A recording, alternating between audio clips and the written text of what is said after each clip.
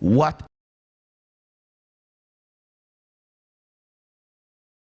the men are the head of the family. So if we destroy the men, then it's a domino effect. It's just like a shepherd. You get rid of the shepherd, the sheep, it's an easy kill for the wolves. But he has to get rid of the shepherd first. It's the same thing. So we have to protect our men in the community. And men, you have to protect your queen. You have to protect your princesses. You have to protect them. You need to listen to them. Remember, we are wired differently. Emotional beings, we are practical beings.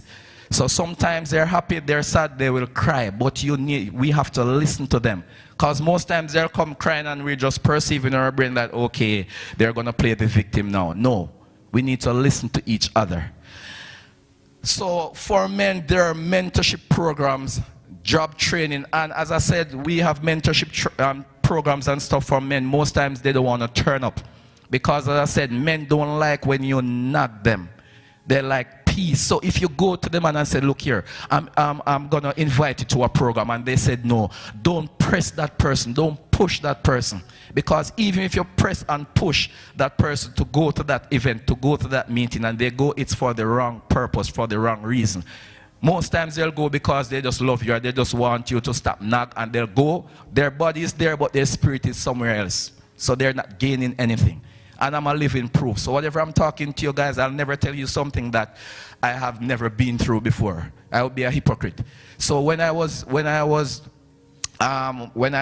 my wife, before I married her, she used to go to church. She used to invite me. I'm like, I'm not coming to church. She didn't force it onto me for years, and I grew up in church. She leave me, she said, I'll pray for you. She go to church, come back, she cook the dinner. I'll be home, not doing anything, and she'll come back home and she'll cook the dinner and everything. And she'll do everything that a girlfriend is supposed to do. She was like from my wife then, before we were even married. And look at me now, I'm a pastor today. It took me years. I've been running from God for like 35 years, but he arrested me. So don't force or push somebody. Just go to them with love. You invite the person today, they said they're not coming, leave it to be. 2-3 days or next week you ask them again. And they said no, leave it, don't push it. So there's gun safety education, and everything I'm telling you guys, it's online. So I'm not giving you guys false information. Everything that I'm saying to you guys is online. And there's police community partnerships just like this. And as I said, I love to do volunteer. I love to engage the public, because at the end of the day, I cannot police my policing area. No police officer cannot police without you as citizens. Because criminals, they're very sophisticated. They're smart. And remember, we are not God. We cannot know. We don't know everything. We cannot be everywhere at every time. So we need this citizen to partner with us so we can do what we have to do to make it a safer community for you guys. And I know we have a long way to go, but we have to start from somewhere to gain your guys' trust, to get that information. I know a lot of times you guys are scared to report stuff to the police. If you're scared, look, police officers have friends. We are human beings. We are families. We are friends. This person know that person. So if you're scared to approach me, but you know I have a friend, and you know that that friend and myself are close and trusted, you can go to that person and say, you know what, I have this information, but I'm scared to go to Alvin, so can you just relate this information and just get back to me and see what he says. Like, there are means and ways of approaching people. And a lot of times, as I said, you see us and you're intimidated by the uniform. We are human beings. Some of us pretend that they are not human beings, but just don't see the officer for the first time and just start pre-planning things in your head and said it doesn't look approachable. I've worked with colleagues presently that you see them, they're like almost 8 foot tall. They're like almost 300 pounds. They're thick, like bodybuilders, sleeve tattoos and all that stuff, piercings, because it's not like back home in Jamaica. Here it's different. And you look at them and you're like, oh my God, I'm scared of that guy because of how he looks. But no, when you go to him, he's like a sweet little teddy bear. No, honestly, it's true. And then you'll see another one that is smiling and looks so nice with a halo over his head and everything. And you said, wow, that one looks approachable. When you approach that person, like, it's the total opposite. I'm going to talk. So why few women are involved in gun violence in Canada? women are socialized to value relationships and non-violent conflict resolution.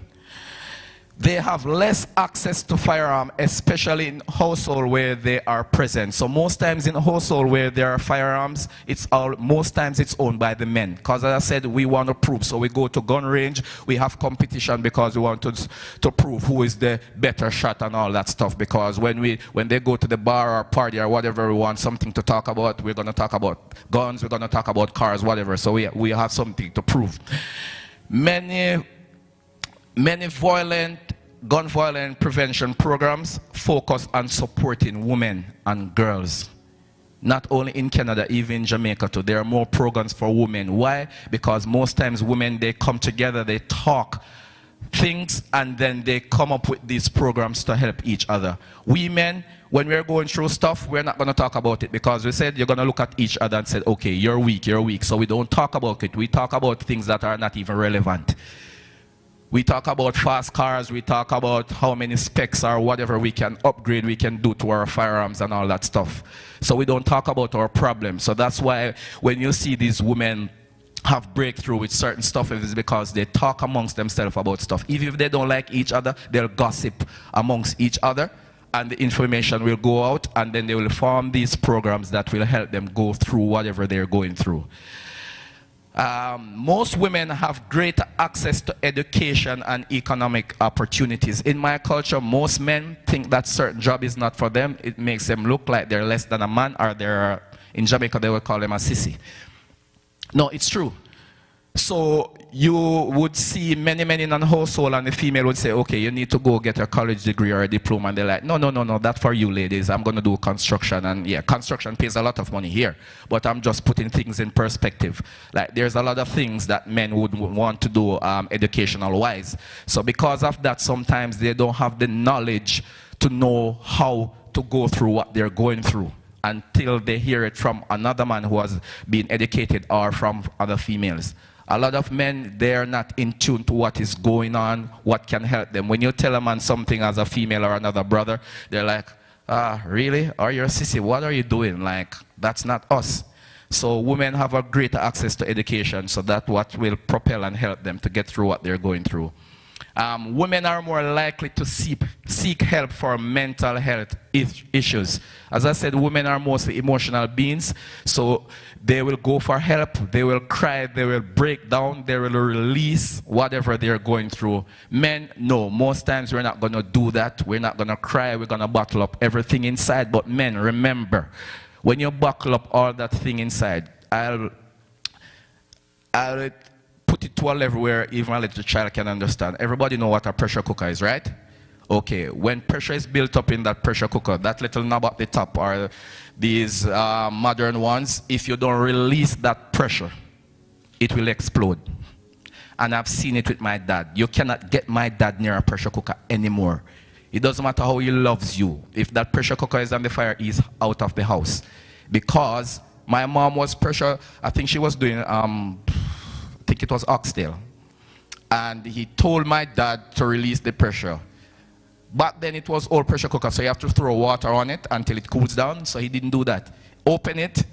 I was standing there, yes. The cover went off. It was zinc roof, straight through the roof. The stove was split in half, and it threw my father maybe about 20 feet away. So men, when you bottle things up inside of us, that's why most men will have heart attack and the blood vessel will burst inside our head, because we bottle everything up. Pressure builds up, the blood vessel cannot contain that pressure. Boom, explode, we're dead, have heart attack. We have to take care of ourselves, because we have to take care. Guess what? If you can't take care of yourself, you cannot take care of your family. So men, please seek help. Help is out there for you. And it does not make you less than a man to get and to seek that help. It makes you a better man. It makes you a stronger man. It makes you know that you are a leader and you can lead. More women have more social connection to family support. As I said, in our families as men, we're not going to talk to the auntie-in-law, we're not going to talk to this, or mother-in-law and I are having a beef. No, we're not going to talk about stuff. But the women, as I said, even if they don't like